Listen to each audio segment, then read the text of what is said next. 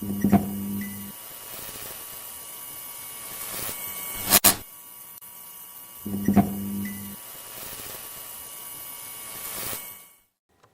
it going, everybody? Pete here at Spawn Fly Fish, and today we're going to tie a little fly called the McGinty. And this is going to be my variation on the McGinty, but once we get into it, you'll pretty easily be able to see what this fly is for and why it catches fish. So let's get ready. Alright, everybody, so in the vise today we've got the Ahrex FW555, and this happens to be size 10, and that 555 just indicates that this is barbless. So if you do want that barb on there, the number 554 is the hook you're looking for. So let's place this little cute bead here. We've got the 5.5 millimeter Spawn tungsten bead, and this is black. But to hold it in position, I've got some non-lead 0.015 weighted wire, and I'm going to make about 8 wraps of this weighted wire here. That bead is going to do plenty to get this fly down for us, but we need it to stay in place, and so that's the roll of the weighted wire. Not really adding a bunch of weight or anything with that. Once you've cut both the front and the back portion there, just round it over with your scissor.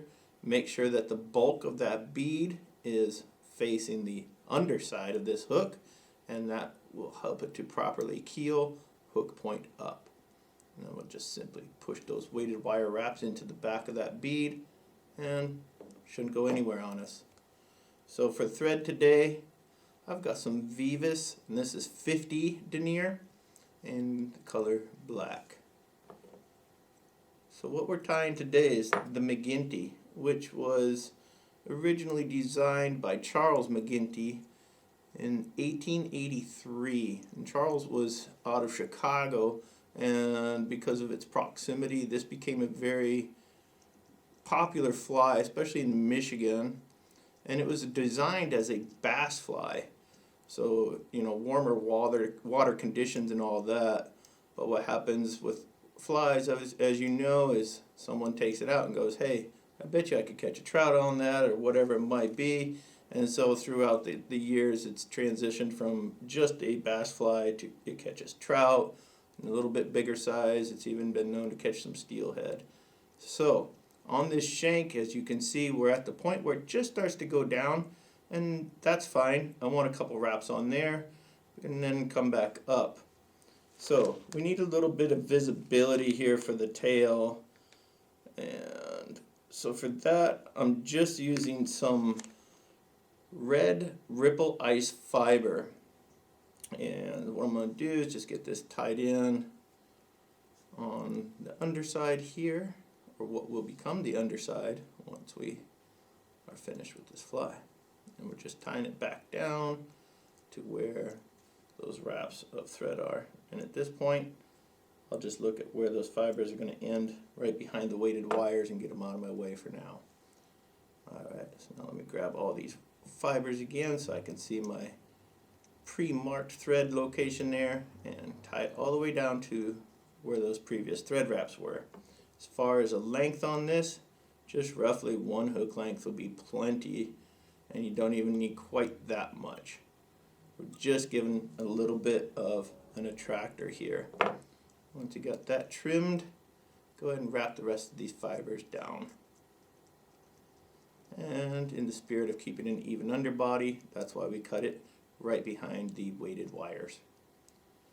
And then just to tidy up, we'll finish wrapping that down like so. Alright, so for our next element here, just got some micro chenille, and this is black, as you can see, and we're going to tie it in like so. Now the original fly or recipe for this just used yellow and black chenille, and you could definitely do it that way, tie them both in, wrap them at the same time, and you would get a segmented bee look. But today we want to do it a little bit differently. Again, we're just kind of making a newer version, if you will, of this McGinty. But what we're going to use instead of a yellow chenille is the new spawn yellow Simi seal. So at this point, I'm just going to start the dubbing here behind the head. I'm going to go all the way back and then come all the way back up again. And what's going to happen there is we have a little hackle at the front and all that good stuff. So before I get too crowded on this fly, I'm actually going to tie in a saddle hackle. This is brown, and I've trimmed out the bottom there to give myself a little clean tie-in spot. And underneath here, I'm just going to tie it in right behind the bead and wrap the rest of that trimmed quill down. And as you can see now, I don't have to fight tying in this feather when I've got the rest of the body, 90% done. So keep that in mind.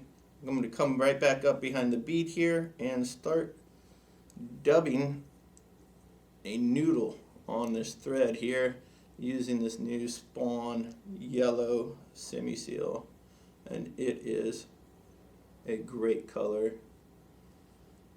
Alright, and you can go pretty healthy on the dubbing on this. Doesn't need to be super tiny by any means, but just keep in mind we do have 2 passes of dubbing coming, so don't freak out if it's not perfect on the way back. We can fix and recover on the way up. So let's just get some of this body laid down here. Nothing crazy, just touching wraps. Make sure we get all the way back though to cover up all that work we did tying in the tail, tying in our rib of black chenille, all that. Alright, so at this point you can see we still have some material showing there. And what I'm going to do is just lift the rib out of the way, come behind it with a wrap, and then I will start my journey back up the hook shank.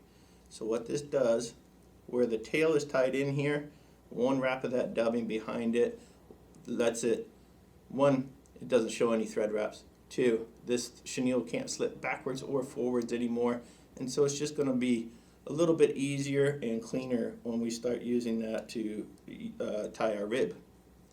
Alright, just a little more dubbing here to get all the way back up to the front. Trying to maintain a somewhat even body here, and I'm happy with that.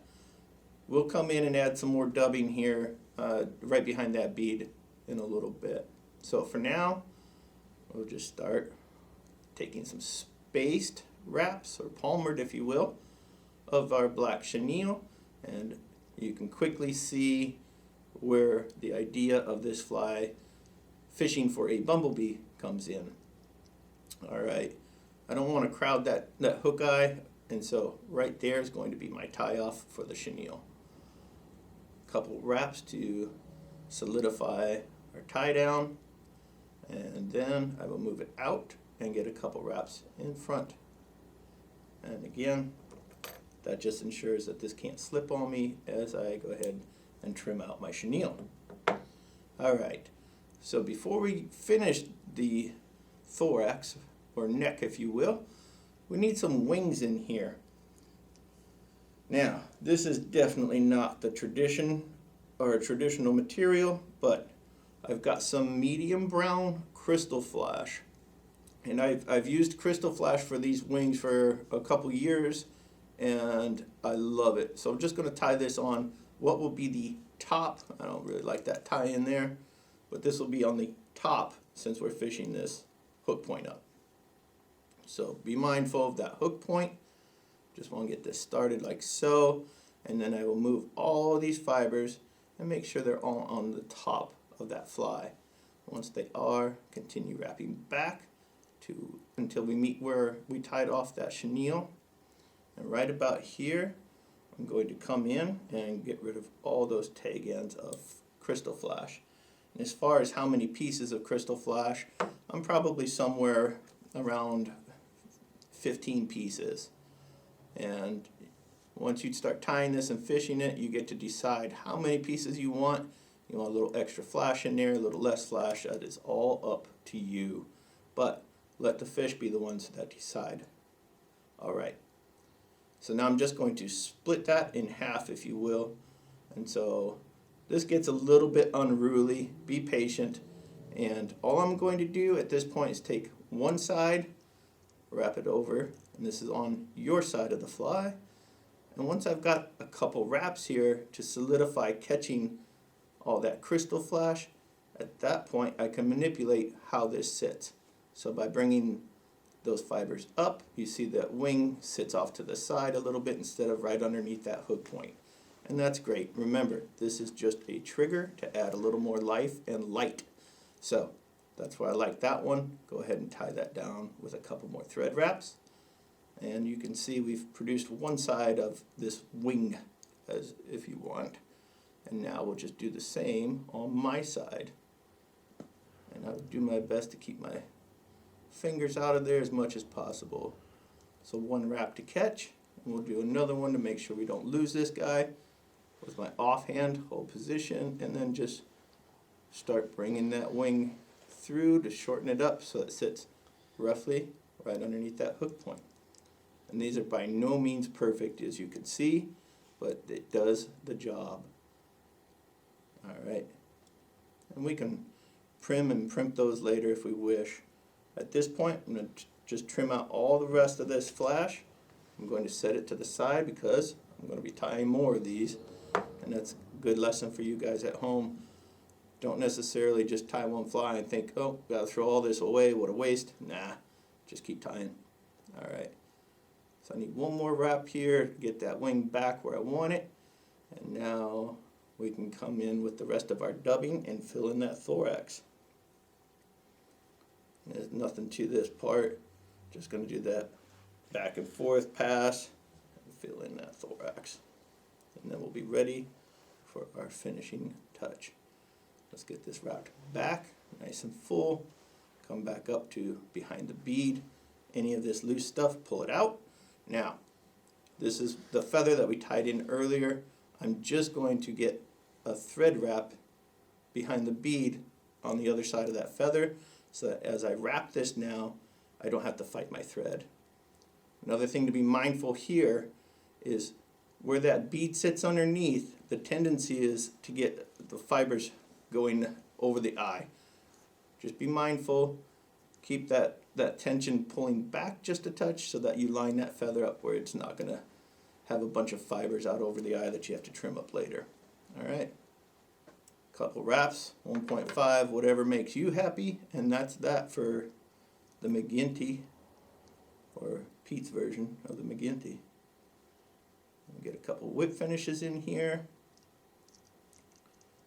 One more.